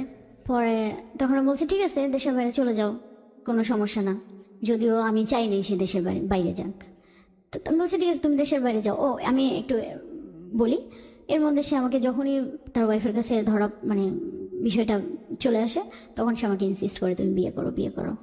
কিন্তু আমার কথা হলো আমি কেন বিয়ে করব, আমি এত দূর এসে, মানে আমি তো পারবো না আর। শুভা, আপনি আমাকে একটু বলেন আপনার প্ল্যান কি ছিল? ওর ফিউচার প্ল্যান বাদ দেন, আপনার প্ল্যান কি ছিল? আপনি ওকে বিয়ে করবেন? না, আমার ওরকম কোনো প্ল্যান ছিল না ভাই। তাহলে কি আপনি এইভাবেই থাকবেন লাইফে? আমি চিন্তা করছিলাম যে দেখি না কি হয়, কি হয়, মানে একটা হাওয়াই মিঠাইয়ের উপরে পুরো জীবনটা ছেড়ে দাও। আমি না, মানে ওখান থেকে অনেক চেষ্টা করছি আমি বের হয়ে আসতে, কিন্তু আমি না বের হয়ে আসতে পারি নাই, মানে পারি নাই বের হয়ে আসতে। চেষ্টা যে করি নাই ভাইয়া তা কিন্তু না, আমি প্রচন্ড চেষ্টা করছি। চেষ্টা মানে কি আপনি আরো কার প্রতি ফলেন হওয়ার চেষ্টা করতেছিলেন? না, আমি কারো প্রতি না, মানে আমি নিজে থেকেই নিজেকে মনকে বোঝাচ্ছিলাম যে এটা তো হবে না, মানে এটা তো কোনো ফিউচার নাই। সে আমাকে যতই ভালোবাসুক না কেন, তার একটা ফ্যামিলি আছে, তো আমি তো একটা মেয়ে হয়ে একটা ফ্যামিলি তো আমি নষ্ট করতে পারি না। এখানে খুব গুরুত্বপূর্ণ কিছু বিষয় আছে, আপনারা জাজমেন্টাল হবেন না। গুরুত্বপূর্ণ বিষয়টা আমি লাস্টে বলছি যে কেন এই উইকনেসটা গ্রো করলো এবং এই উইকনেসটা গ্রো করলে এটা কতদূর পর্যন্ত যাইতে পারে। কজ একটা মানুষকে ড্রাগ দিলে সেটা কিওর করা যায় হয়তোবা, তার চেয়েও হাই ভলিউমের যদি আমি বলি, ড্রাগের চেয়েও হাই ভলিউম যদি কোনো নেশা থাকে সেটা দিলে অনেক সময় বের করে নিয়ে আসা যায়। বাট ওয়ান থিং যেটা দিলে কিওর করা খুব মুশকিল, পুরো লাইফটা নিয়ে টানা শুরু হয়ে যায়, সেটা ওনার জীবনে ঘটেছে। উনি হয়তো পরবর্তীতে এগ্রি করবে, সেটা নিয়ে কথা বলবো আমরা একেবারে শেষের দিকে এসে। এর মধ্যে তো এরকম করে করে আমাদের চলতেছে, এর মধ্যে দেখা সাক্ষাৎ মানে সবকিছুই নর্মাল। সেও পারতেছে না, আমিও পারতেছি না, আমি পারতেইছি না, সেও পারতেছে না, আমি তার দোষ দেব না। সে বলতেছে যে আমার ছাড়া সম্ভব না, কিন্তু সে তার ওয়াইফকেও ম্যানেজ করতে পারবে না, কারণ তার ওয়াইফ এটা কোনোভাবে মেনে নেবে না। আমিও তাকে কোনো ফোর্স করি নাই। লাস্ট ফেব্রুয়ারির 7 তারিখে আমাদের খুব একটা ঝগড়া হয়। তোর ওয়াইফের সঙ্গে তার কি লাভ ম্যারেজ ছিল? হ্যাঁ, লাভ ম্যারেজ। তার আমাদের ঝগড়া হয়, প্রচন্ড ঝগড়া হয়, এবং এর মধ্যে সে আমাকে মানে ভালোবাসার সন্দেহ বলেন যা একটা রিলেশনশিপে থাকে। তো আমাকে সামান্য একটা ব্যাপার নিয়ে, আমার মোবাইল শুধু অফ হয়ে গেছিল, এটা ব্যাপার নিয়ে সে আমাকে এত পরিমাণ সন্দেহ করছিল যে, না সরি, মোবাইল বন্ধ ছিল না, মোবাইলটা আমি ওই দিন সকাল থেকে ওর সাথে আমার একটা ব্যাপার নিয়ে ঝগড়া। আমি ওর সাথে আর কোনো কথা না বলে অফিস থেকে বাসায় আসছি। বাসায় আসার পর আমি ফ্রেশ হয়ে বাইরে গিয়েছি, এই দোকানে গিয়েছিলাম, দোকানে গিয়েছি। যাওয়ার পর সে এর মধ্যে মোবাইলে ফোন দিছে, মেসেজ দিছে। ফার্স্ট টাইমে আমাদের যেহেতু মোবাইলে ফোনে কথা হয় না, মেসেঞ্জারই কথা হয়, মেসেজ দিছে, আমি রিপ্লাই করি নাই। পরে সে ফোন দিছে, 3-4 বার ফোন দিছে, আমি তো বাসায় নাই। তা আমি মানে মোবাইলটা পিক করব কিভাবে? তো সে আমার মোবাইলে একটা অ্যাপস ইনস্টল করে রাখতো সব সময়, আমি কোথায় যাই কি করি সে ওই অ্যাপসটার মাধ্যমে কিন্তু ফ্রন্ট ক্যামেরা চাইলে মানে আমার ডিভাইসটা সে কন্ট্রোল করে। ও মানে আপনি কি করতেছেন না করতেছেন সব সময় সে আমাকে দেখে। আচ্ছা।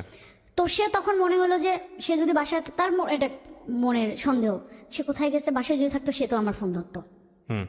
তো সন্দেহ থেকে সে কি করলো? সন্দেহ থেকে সে ওই অ্যাপসটা ওপেন করে ওই ফ্রন্ট ক্যামেরা দিয়ে দেখলো যে না আমি তো বাসায় নেই, লাইট অফ, মানে লাইট অফ বা আমি বাসায় নেই। ও বুঝতে পারলো আমি বাসায় নেই।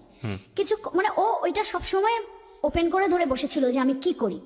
আমি তখন পর্যন্ত কিন্তু জানি না এই অ্যাপসের এই কাজ। আমি অনেস্টলি বলি, আমি ওই ঝগড়ার পরেই আমি জানতে পারছি। একটা জানি যে অ্যাপস একটা ইনস্টল আছে, কিন্তু সে কখনো বলে না যে অ্যাপস দিয়ে কি হয়। আচ্ছা, ট্র্যাক করেছে আপনাকে? ট্র্যাক করে, সবসময় ট্র্যাক করে, সবকিছুতেই ট্র্যাক করে।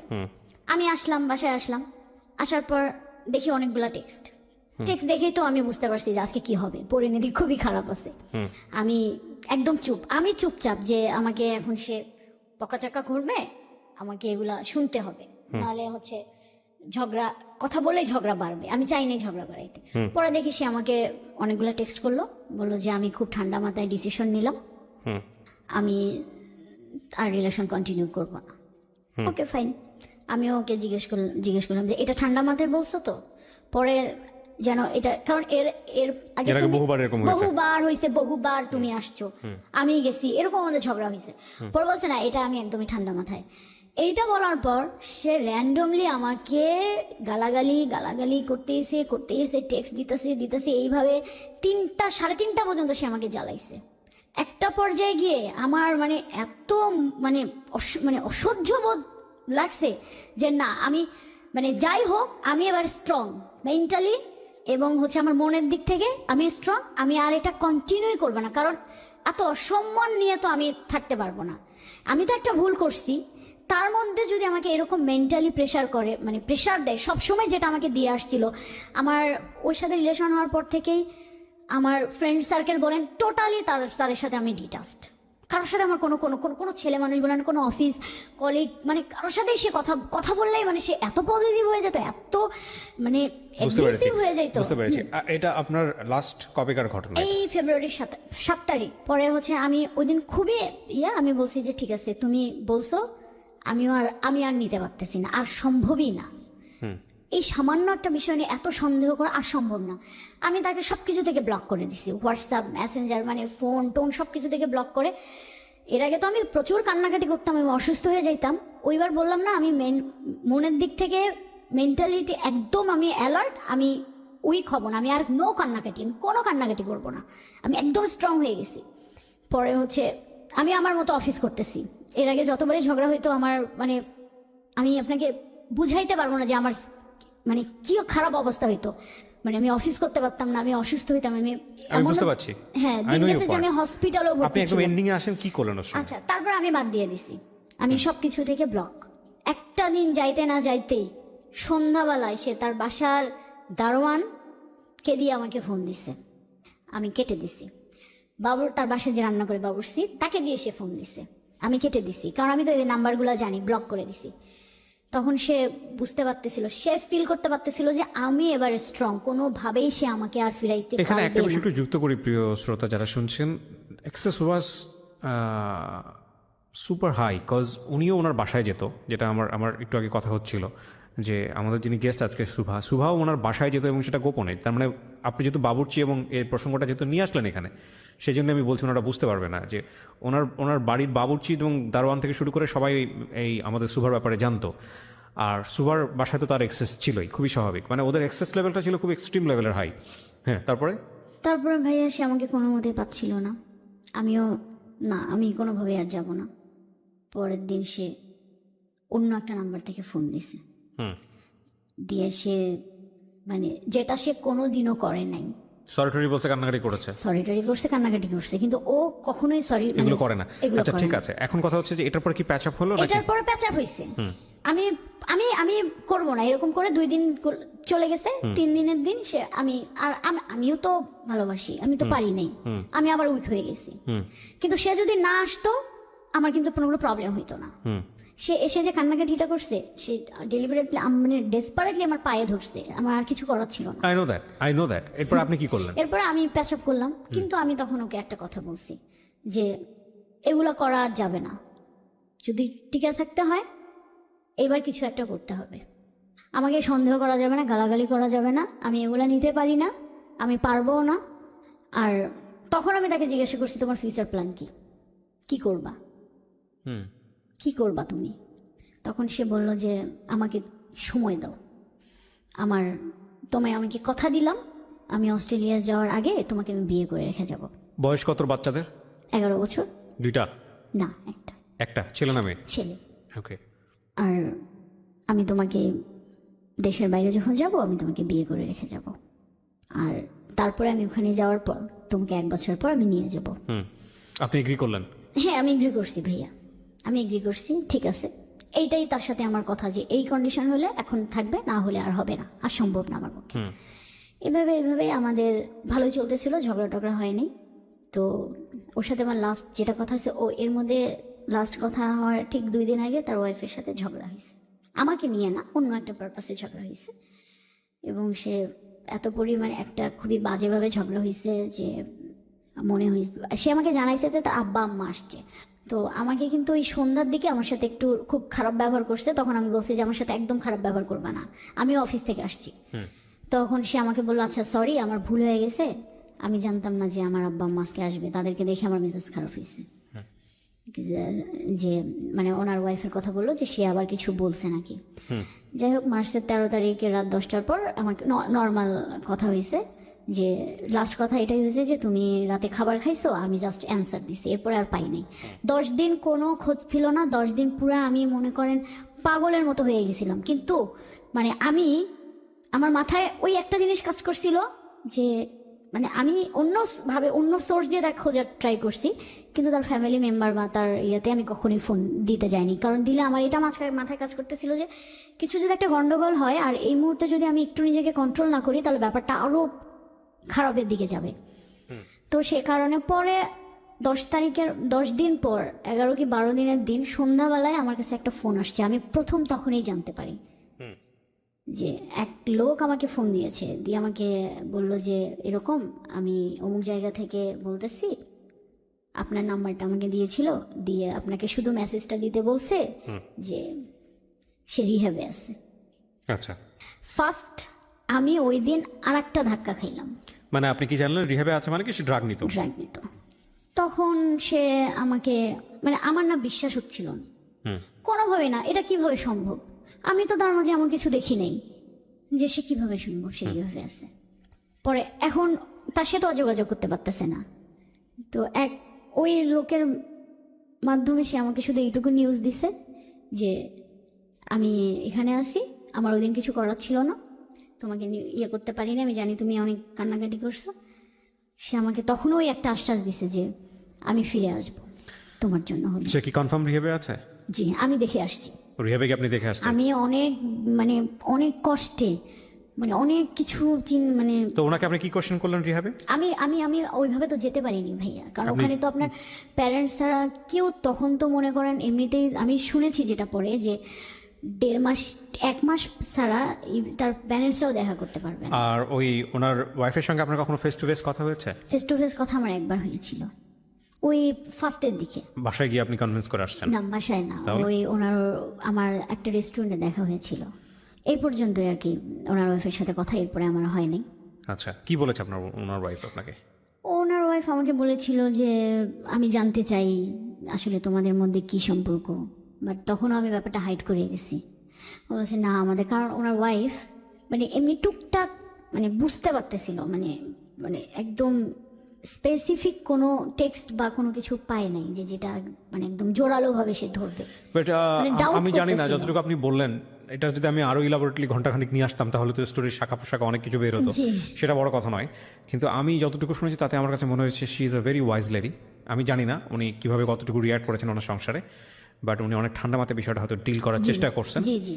এবং আমি অবশ্যই ওনাকে আমার এই অনুষ্ঠান থেকে রেসপেক্ট করি। 1 2 নম্বর হচ্ছে যে আপনার এই গল্পটা আপনি কেন বললেন? আমি আগে প্রশ্নটার অ্যান্সারটা নেই, তারপর আমি আমার কথা বলে অনুষ্ঠান শেষ করবো। ভাইয়া, আমি এই গল্পটা বলতে আসছি এই কারণেই যে আমি তো ভুল করেছি, আমি চাই না যে আর কেউ এরকম একটা সম্পর্কে জড়াক। ভুলটা আপনার কোথায়? ভুলটা এটাই যে আমি একটা ম্যারিড পার্সনকে ভালোবেসে ফেলছি, যা আর তার থেকে বড় ভুল যে এটার কোনো ফিউচার নেই, এই সম্পর্কে কোনো ফিউচার না, নেই। কিন্তু আপনি কারোর প্রতি ফল ইন হয়েছেন, সবকিছু জেনে শুনে তো মানুষ ফল ইন হয় না। মানুষ ফল ইন, আমাদের সায়েন্স যেটা বলে, মানুষ এক নজরে দেখেই প্রেমে পড়ে যায়। হ্যাঁ, মানুষ এমন হয় যে পাশ দিয়ে হেঁটে গেছে, শরীরের স্মেলেই প্রেমে পড়ে গেছে, যায়, জি। এরকম ঘটনা ঘটেছে। সেখানে আমাদের দোষের কিছু নাই। কিন্তু আপনি 2 মাস যখন ওনার সঙ্গে এরকম সম্পর্কে থাকার পরে যখন জানতে পারলেন, ও আপনাকে যখন কনফেস করলো যে হি ইজ আ ম্যারিড গাই, তখন আপনি আপনার এই ইলিউশনের জায়গা থেকে হোক, ভালোবাসার জায়গা থেকে হোক, আপনি ওখান থেকে বের হয়ে আসতে পারেন নাই। পারিনি, জি Right? পারিনি। আচ্ছা, এটা না পারাটাও আমি আপনার দোষের মনে করি না, হয়তো এটা সময় লাগতো, কারণ আপনি মেন্টালি উইক হয়ে গেছেন। কিন্তু দোষের জায়গাটা কোনটা জানেন? দোষের জায়গাটা হচ্ছে আপনি সেখান থেকে অ্যাডভান্স লেভেলে চলে গেছেন। আপনি যদি এগ্রি করেন তাহলে আমি বলবো যে না, জি ভাইয়া। আপনি যতটুকু ছিলেন ওখানে, হ্যাঁ। তখন থেকে যদি আপনি আরেকটু সামনের দিকে না যেতেন, যেটা হয়তো আমি একদম খোলামেলাভাবে বলছি না, যেটা হাজব্যান্ড ওয়াইফ টাইপের রিলেশনশিপে চলে যাওয়া এবং ওইভাবেই লাইফ লিড করা, ওই জায়গাটায় আপনি যদি না যেতেন তাহলে ডিপেন্ডেন্সিটা একটু হলেও কম হতো। বারবার আপনার ব্রেন সিগন্যাল দিত যে মানুষটা ম্যারিড, এই মানুষটার একটা জীবন আছে, এই মানুষটার একটা বাচ্চা আছে, আমি চাইলেই সেটার ক্ষতি করতে পারি না। জি। সো আপনি যেহেতু ওইভাবে ইনভলভ না হলে, তাহলে আপনি ধীরে ধীরে ওখান থেকে ধীরে স্কেপ ধীরে করতে পারতেন, escape করতে পারতাম, এবং জি। সেটা খুব ওয়াইজ ডিসিশন হতো। হ্যাঁ, কিন্তু না যেটা করে আমি আপনি আরো এক ধাপ ভিতরে চলে গেছেন, ভিতরে গেছি। এবং ওই একদম জেনে শুনে বিষ পান করছেন যা থাকে কপালে। হ্যাঁ, এরকম। যা থেকে কপালে। এটা ভয়ঙ্কর রকমের ভুল সিদ্ধান্ত। হ্যাঁ, তো যেটার মাসুল যেটা আমাকে এখন দিতে হচ্ছে, আমি জানি না, হয়তো আরো সামনে দিতে হবে, কারণ আমার সব থেকে যে মাসুলটা আমি দিচ্ছি যে আমার বাবা আমার সাথে কথা বলে না। না, ডেফিনেটলি আপনার বাবা আপনার সঙ্গে কথা বলে না, সেটার যথেষ্ট লজিক আছে। আর হ্যাঁ, দ্বিতীয় কথা হচ্ছে যে দেখেন, আমি তো নিজেও বাবা, প্রত্যেকটা বাবাই কিন্তু তার সন্তানকে নিয়ে অনেক বড় স্বপ্ন দেখে। হ্যাঁ, ধাপে ধাপে অনেকবার তার সে স্বপ্নে ভেঙেছেন আপনি, জি জি ভাইয়া। এবং অ্যাটলিস্ট আপনি ভালো আছেন সেটা আপনার বাবা দেখতে চাইবে। কিন্তু যে ধরনের সম্পর্কে আপনি জড়িয়ে গেছেন, হ্যাঁ। আমি নিশ্চিত এই ছেলেটা যদি কালকে রিহাব থেকে বের হয়ে আপনার সামনে দাঁড়ায়, আপনি টালমাটাল অবস্থায় চলে যাবেন, আপনি আবার তার প্রতি ফল ইন হবেন। একটা জিনিস, এই ধরনের সম্পর্ক সাধারণত কিভাবে নষ্ট হয় আমি বলি। আমার শোনা, যারা এখানে গল্প বলেছেন সেই জায়গা থেকে বা সারাউন্ডিং থেকে আমি যতটুকু জানি, ভয়ঙ্কর রকমভাবে একটা দুর্ঘটনা, সাধারণত কমন 4-5টা সিনারিও বলতেছি। 2 নাম্বার যেটা হচ্ছে সুইচিং করা, একটা সম্পর্কে থাকার পরে আরেকটা সম্পর্কে মুভ করা, যেটা সবচেয়ে ইজিয়েস্ট ওয়ে। আর 3 নাম্বার যেটা, সেটা হচ্ছে যে খুব খুব বড় ধরনের কষ্ট পাওয়া, অপর পক্ষ থেকে খুব বড় ধরনের কষ্ট পাওয়া, এবং এত বড় কষ্ট যে কষ্টের কোনো রেমেডি নাই। হ্যাঁ, যেমন দেখা যাবে যে হয়তো এই কারণে আপনার বাবা স্টক করে কোনো একটা দুর্ঘটনা ঘটে গেছে, অথবা দেখা গেল পরিবারে কোনো একটা ভয়ঙ্কর রকমের ঘটনা ঘটে গেছে, অথবা তার দ্বারা আপনার এমন একটা ক্ষতি হয়েছে যে ক্ষতিটা আপনি সারা জীবন ধরে আর কখনো পোষাতে পারবেন না। এই ধরনের ঘটনা ঘটলে সাধারণত এই রিলেশনশিপটা নষ্ট হয়। কিন্তু আমরা এই তিন ধরনের কোনো ঘটনাটাকেই সাপোর্ট করি না সুস্থভাবে বাঁচার জন্য। আপনাকে যেটা করতে হবে সেটা হলো যে এখান থেকে বের হয়ে আসতে হলে আপনাকে প্রতি মুহূর্তে আপনাকে হ্যামারিং করতে হবে, নিজেকে শক্ত জায়গায় দাঁড় করাতে হবে যে না, আমি যেটা করতেছি সেটা ড্রাগের চাইতে ভয়াবহ কিছু। এবং এটা সাইকোলজি বলে, যারা সাইকিয়াট্রিস্ট তারা ভালো বলতে পারবেন। প্রেমের সম্পর্কে যেখানে বাধা থাকে সেই সম্পর্কে সেখানে ভালোবাসা আরো অনেক বেশি তীব্র হয়। মানে নর্মালি আপনি কারোর সাথে রিলেশন করেন, সেখানে যে আবেগটা থাকে, যদি সেখানে বাধা থাকে তাহলে সেই বাধা যে পরিমাণ থাকে তার চেয়ে গতিবেগ, ওইখানে ইমোশনের গতিবেগটা অনেক বেশি হয়। আপনার ক্ষেত্রে বিষয়টা সেরকমই ছিল এবং এখনো সেরকম আছে। আমি অবশ্যই সুভা যে গল্পটা এখানে বলেছেন তার ভয়েস চেঞ্জ করা হয়েছে, তার পরিচিতি সমস্ত কিছু এখানে গোপন করা হয়েছে, কারো পরিচিতি এখানে রিভিল করা হয়নি, কিন্তু আমাদের সমাজে এরকম ঘটনা অহরহ ঘটে। আরেকটা যেটা আমি গল্পের মাঝখানে একবার বলেছিলাম যে কেন উনি ফল ইন হলেন, এটা আমাদের সবার একটা বড় প্রবলেম, বিশেষ করে মেয়েদের ক্ষেত্রে এই জিনিসটা বড় প্রবলেম। সেটা হলো মেয়েরা টেক কেয়ার অনেক বেশি পছন্দ করে, রাইট। এত বেশি পছন্দ করে যে একটা মেয়েকে তাকে ইমোশনালি ব্ল্যাকমেইল করার জন্যে বা তাকে ইমোশনালি গ্র্যাব করার জন্যে তাকে একটা নির্দিষ্ট সময় পর্যন্ত টেক কেয়ার করলে মোটামুটি সে বুঝে যায় যে না, এই মানুষটা ছাড়া আমার দুনিয়া তার আর কেউ নাই। আর একটা বড় জিনিস হচ্ছে যেটা একটা মানুষ একটা মেয়েকে যখন আপনি ইমোশনালি গ্র্যাব করে ফেলবেন তখন ওই মেয়েটা আপনার জন্য জীবনের সর্বোচ্চ জিনিস ত্যাগ করার জন্য প্রস্তুত থাকবে। তো এইগুলো আসলে খুব সহজ সমীকরণ। অনেকে বুঝেও এই ধরনের সম্পর্কে জড়িয়ে যান, আর অনেকে না বুঝেও জড়িয়ে যান। তো আমার মনে হয় যে আসলে যখন আমরা ম্যাচিউর মানে অ্যাডাল্ট বয়স্ক হচ্ছি, এই যে কথাগুলো বলতেছি সেটা যে আমি যে একদম নিজেও খুব প্র্যাকটিস করি তা না, বাট আমাদের সবার করা উচিত। সেটা হলো যে একটা মানুষকে জীবনে নেয়ার ক্ষেত্রে আপনাকে যোগ বিয়োগ করে তবে নেওয়া উচিত। এবং মজার বিষয় হচ্ছে দেখবেন এই ইমোশন বা এই যে ফিলিংসটা তুমি বহুবার বলেছি, এটা জীবনের একটা পর্যায়ে গিয়ে থাকে না। তখন থাকে ওই মানুষটার আচরণ কেমন, ওই মানুষটার ব্যক্তিত্ব কেমন, ওই মানুষটা আপনাকে কতটুকু ব্রিদিং স্পেস দিচ্ছে বাঁচার জন্য, এই বিষয়গুলো তখন থাকে। এবং ওই মানুষটার ফ্যামিলি কেমন, আপনার ফ্যামিলি কেমন, তাদের সাথে আপনার সম্পর্কগুলো কেমন, এগুলো খুব গুরুত্বপূর্ণ। হ্যাঁ, তো যেটা উনি বললেন না যে এই ছেলেটা এক সময় যার পার্সোনালিটিতে কখনোই এরকম ছিল না যে সে হাউমাউ করে কান্নাকাটি করবে, হাতে পায়ে ধরবে, এগুলো ওনার লাইফে ঘটেছে কিন্তু, এবং উনি ওনার সর্বোচ্চ উইকনেসটা দেখাই দিচ্ছে ওনাকে। তো এগুলো সবার জীবনে ঘটে এই কারণে যখন উনি বাধাটা দিয়েছেন, যখন উনি বেশি রিজিড হয়ে গেছেন, তখন উনি আর নিজের জায়গা থেকে নিতে পারেননি। আর আপনি যার গল্পটা এখানে বললেন সেই মানুষটা এসে যদি আমার এখানে গল্পটা বলে, আমি নিশ্চিতভাবেই বলতে পারি ওইখানেও অনেক যুক্তি খুঁজে পাওয়া যাবে যে ওনার জায়গা থেকে উনি রাইট। কারণ উনিও একটা ভালোবাসার সম্পর্কে আছেন এবং সেই সম্পর্ক থেকে উনি বিয়ে শাদী করেছেন, বাচ্চা হয়েছে, কোনো একটা নিশ্চয়ই প্রবলেম ছিল। মানুষ কখনোই হ্যাপি থাকলে এমন একটা জায়গা ক্রিয়েট করে না যেটা তার হ্যাপিনেসটাকে নষ্ট করে দিবে। আপনি অনেক মাথা নাড়তেছেন, হয়তো আমার দর্শকরা তারা বুঝতে পারবে না। So she is agreeing with me, cause উনি জেনে শুনে নিশ্চয়ই ওনার হ্যাপিনেসটা নষ্ট করেনি। সুতরাং সেই জায়গাটায় কি ল্যাকটা ছিল, সেই ল্যাকটা বোঝাটা খুব জরুরি। একটু বলি, আমি কিন্তু এই কোশ্চেনটা ওনাকে করেছিলাম যে আপনার মানে ওনার ফেসবুক, ওনার ওয়াইফ কথা বলে আমার যেটা মনে হয়েছে ওনার ওয়াইফের সাথে, আমি ওনার ওয়াইফকে মানে ওনার ওয়াইফ কখনো কোনোদিনও আমাকে মানে আমার সাথে যত দুইবারই কথা হয়েছে উনি কিন্তু আমার সাথে কখনো খারাপ ব্যবহার করেনি, সুন্দরভাবেই কথা বলছে। তো আমিও কিন্তু কখনো এই কারণে আমি মানে আমাদের দুইজনের আমরা কেউ কাউকে কিন্তু অসম্মান করে কথা বলি নাই, উনিও করেনি আমিও করি নাই, এবং খুবই নর্মালি খুবই ভদ্রভাবে কথা হয়েছে। তো কথা বলে আমি ওনাকে মানে কোশ্চেন করছিলাম যে আমার জানা মতে খুব ভালো একটা আমি ওনার ওয়াইফের কথা বলতেছি, সে একজন অনেক বড়, মানে হোয়াট ওয়াজ ল্যাকটা কি ছিল? হ্যাঁ, উনি অ্যানসার কি দিয়েছে? ফ্যামিলি ভালো। হ্যাঁ, আমি বুঝতে পেরেছি অ্যানসারটা কি দিয়েছে। সে অ্যানসার দিয়েছে যে ঠিক আছে, মানে আমি বলি যে আমি বলছি যে সে মানে তুমি যেরকম পারফেক্ট চাও তোমার ওয়াইফ কিন্তু এরকম পারফেক্ট, যেমন তুমি সবসময় ব্লেম দিতে আমি পারফেক্ট না, আমি পারফেক্ট না। অ্যানসারটা কি? জাস্ট অ্যানসারটা বলেন। সে তখন অ্যানসারটা দিছে যে কিছু তো একটা অপূর্ণতা আছে, সেই অপূর্ণতাটা কি সে কিন্তু আমাকে কখনো বলেনি। ওকে, আমরা সে অপূর্ণতা নাই বা খুঁজলাম পরোক্ষভাবে, তবে এটা ঠিক জীবনটা সবসময় অপূর্ণ, জীবনটা যে কোনো জায়গাতেই ডিস্যাটিসফাইড। কিন্তু এখানে কথা হচ্ছে যে অন্তত কিছু কিছু মানুষের ক্ষেত্রে এথিক্যাল জায়গায় কোনো কম্প্রোমাইজ করার কোনো সুযোগ নাই। যখন সন্তান হয়ে গেছে আপনি সে সংসারে সুখী নাই হতে পারেন, কিন্তু সন্তানের ভবিষ্যতের কথা চিন্তা করে হলেও আপনাকে সামনের দিকে এগিয়ে যেতে হবে। That is Y family, right? কারণ এই ইমোশন বলেন, এই প্রেম বলেন, এই ভালো লাগা বলেন, জীবনের একটা সার্টেন পিরিয়ড পর্যন্ত থাকে। কিন্তু বন্ডেজ, দায়িত্ববোধ, কিছু জিনিস ভালো লাগার বাইরে গিয়ে ক্রিয়েট করতে হয়। পিতৃত্ব বলেন, মাতৃত্ব বলেন, বিষয়গুলো তো আসলে তাই। তো সেই জায়গাটা থেকে আমার মনে হয় যে অস্ট্রেলিয়া যাওয়ার ডিসিশনটা থেকেও আপনার সরে আসা উচিত। যদি সে রিহ্যাব থেকে ব্যাক করে, আমি আপনাকে বলবো definitely that will not be wise decision. কারণ আপনি একটা খুব সহজ একটা উদাহরণ দিয়ে আমি অনুষ্ঠানটা শেষ করতে চাই। আপনি জাস্ট তার ওয়াইফের জায়গাটা চিন্তা করেন। অস্ট্রেলিয়া যাওয়ার পরে যদি সে আরেকজনের প্রতি ফল ইন হয় এভাবে, আপনার ফিউচারটা কি হবে? সো আপনি একজন ওয়ার্কিং লেডি, রাইট? আপনি পয়সা রোজগার করেন, আপনি নিজের ডিসিশন নিজে দিতে পারেন। সেই জায়গা থেকে আপনার জন্য খুব কঠিন কিছু হবে না তার কাছ থেকে বের হয়ে আসার জন্য। Because you can choose your life. আপনাকে কেউ জবরদস্তি করে অন্য একটা জায়গায় দিয়ে দেবে না। আপনি হয়তো স্পেস নিতে পারবেন, কিন্তু একইভাবে সত্য এই ফ্রিডমটাও আপনাকে ভুল করতে বাধ্য করতে পারে। কারণ যেহেতু আপনি কারোর উপর ডিপেন্ডেন্ট না, আপনার ফ্যামিলির উপর ডিপেন্ডেন্ট না, আপনি ইচ্ছে করলে চাইলেই আপনি ওকে বিয়ে করে ফেলতে পারবেন যদি ও রাজি থাকে, আপনি রাজি থাকেন। সো এই জায়গাটা থেকে এইরকম ভুল না করাটাও একটা ওয়াইজ ডিসিশন হবে। সো প্রিয় দর্শক এবং শ্রোতা, আজকে উনি অকপটে স্বীকার করেছেন রেডিও পার্সপেক্টিভ থেকে যতটুকু পরিমাণ সম্ভব পরিচয় গোপন করে আমরা গল্পটা তুলে ধরেছি। এই গল্পের সেকেন্ড পার্টটা এটা আরো ভয়াবহ, যেটা ওনার জীবনে আসেনি, সেটা অনেকের জীবনেই হয়েছে, আমি নিশ্চিতভাবেই বলতে পারি। কারণ এটা এই গল্পটা কারো কারো জীবনে ফার্স্ট পার্ট, যারা আজকে এই গল্পটা শুনলেন। সেকেন্ড পার্টটা নিশ্চিতভাবেই এরকম যে সে হয়তো বিয়ে করবে এবং বিয়ে করার পরে তার যে জীবনটা হবে সেটা হবে বিষময় জীবন।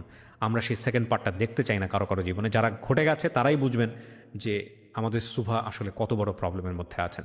সো সম্পর্ক যে জায়গাটাই থাকুক না কেন, যদি কখনো ভুল আবিষ্কার করেন আপনি যে না এই সম্পর্কটা ভুল, তাহলে আপনি সেখানে পজ দেবেন। প্রথম কাজ হচ্ছে পজ দেওয়া, যে না স্টপ, আমি ব্রেক করতেছি না, বাট স্টপ, এখান থেকে আমি সামনের দিকে আর আগাবো না, এখান থেকে আর একটা পাও আমি সামনের দিকে